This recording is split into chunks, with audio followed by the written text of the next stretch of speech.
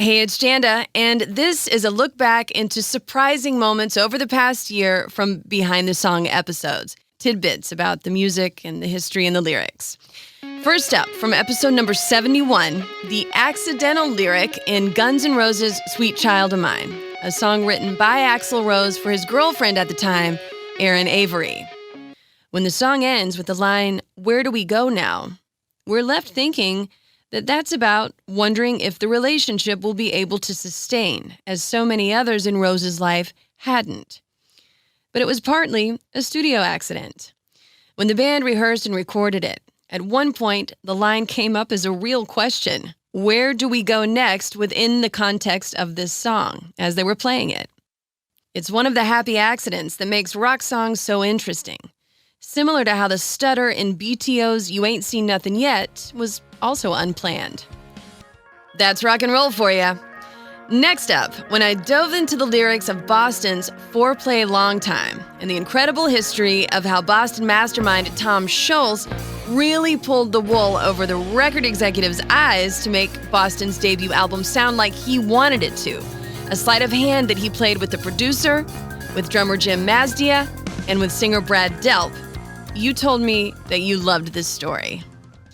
The record label pressed Scholz to re-record the demos in a professional studio, which of course did not sit well with Scholz. He knew the amount of work that went into recording those songs, and he was none too keen to record them any other way, especially under pressure from executives in an unfamiliar studio environment. So he came up with a plan to fool the executives. He and producer John Boylan sent the rest of the band to Los Angeles to make the record label think that they were all hard at work re-recording the songs there, when in reality, Scholz was toiling away at his own home studio in Boston, re-recording most of their debut album, playing all the instruments himself with the addition of Mazdia, who the label had fired, back on drums for the song Rock and Roll Band. Scholz and Boylan arranged to get the tapes to Los Angeles. Delp added the vocals in the studio that the label had booked there, and Boylan mixed the album, all of which the executives at Epic were completely in the dark about. And of course, Scholz's trick worked, because Boston's debut album was one of the most successful and best-selling debuts in all of music history. Next up, episode 60 was about Stevie Nicks' song Leather and Lace from her debut solo album Belladonna.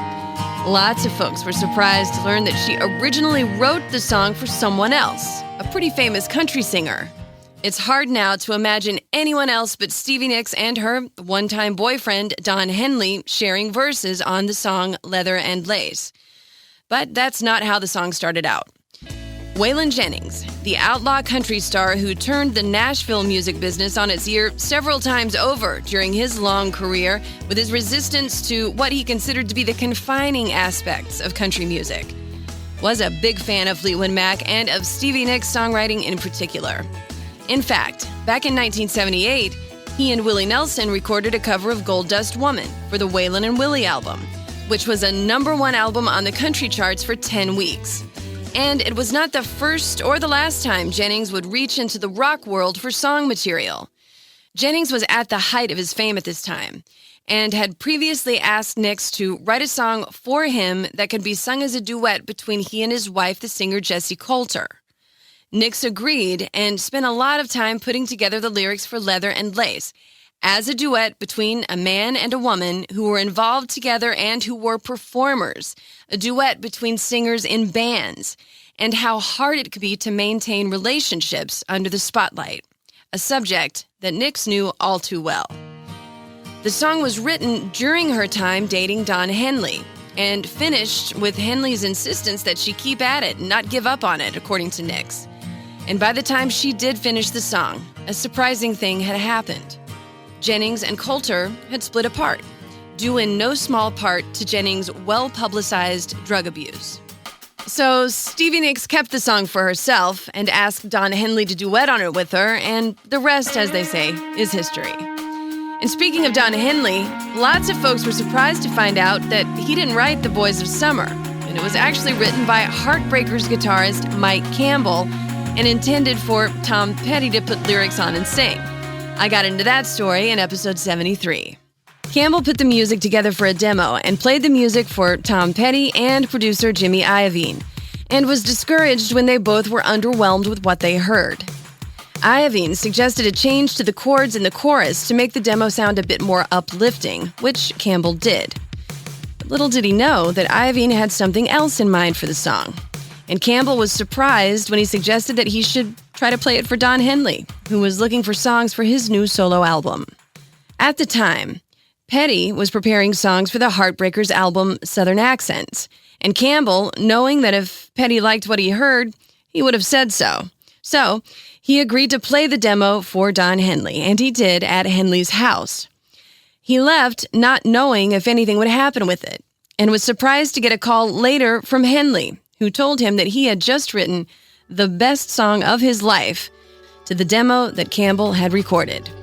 When The Boys of Summer was released in the summer of 1984 as the lead single on the Building the Perfect Beast album, it went to number 1. And Tom Petty reportedly did regret passing on that song. And then there was episode number 58, a deep dive into Where the Streets Have No Name, a fan favorite from U2's incredible album, The Joshua Tree.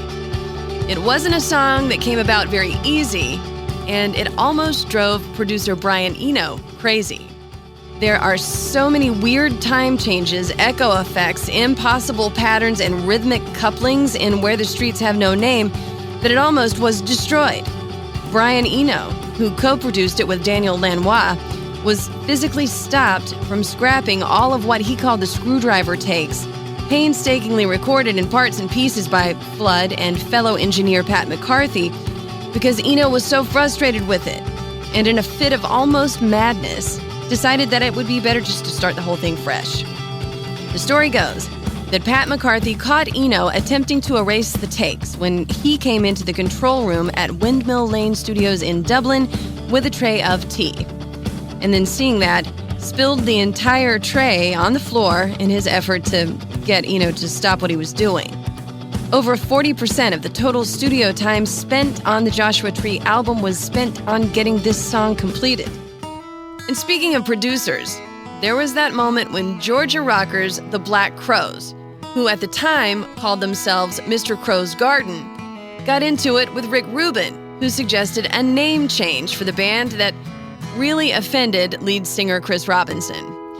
This moment is from the episode about the lyrics and history of She Talks to Angels. The subject of the band's name change is interesting. The story goes that Rick Rubin did not like the band's original name and thought it would be provocative if they changed it to something that could be shortened to allude to an ugly side of the history of the band's home state. Rubin suggested they rename themselves as Cobb County Crows, each word starting with a K, which would then be shortened to KKK, suggesting that the name would grab people's attention. This did not sit well with the brothers Robinson, and Chris Robinson shot back that it would also get people's attention if the band beat Rubin up for even suggesting such a thing. Fortunately, Rubin backed down, and they eventually morphed into the Black Crowes. In episode 62, we learned a surprising fact about Paul and Linda McCartney's Uncle Albert Admiral Halsey, a quirky little song from the Ram album, released in 1971, the second solo effort from McCartney after the Beatles broke up.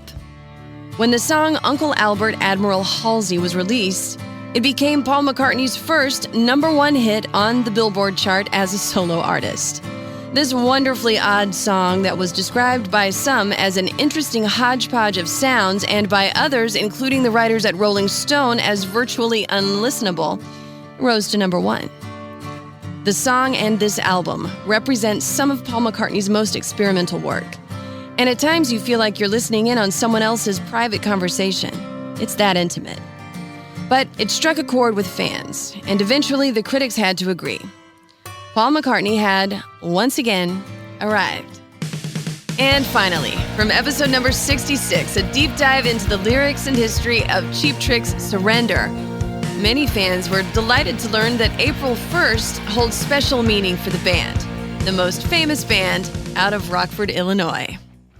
And it's absolutely perfect that in 2007, The state of Illinois named April 1st, April Fool's Day, Cheap Trick Day in the state. It could be none more fitting that a band that rose to stardom and raised our spirits with their incredible songs and live shows be anointed on a day that speaks to their wonderful sense of humor as well. There are so many awesome moments in rock and roll history, so many things to learn and share. Thank you for being a part of Behind the Song this year, for listening to the episodes and commenting on them and sharing them around, and for being a part of the Behind the Song family. As always, special thanks to Christian Lane for the music you hear on these podcast episodes. I'm Janda, and on the way, more episodes about the lyrics and history of classic rock and roll.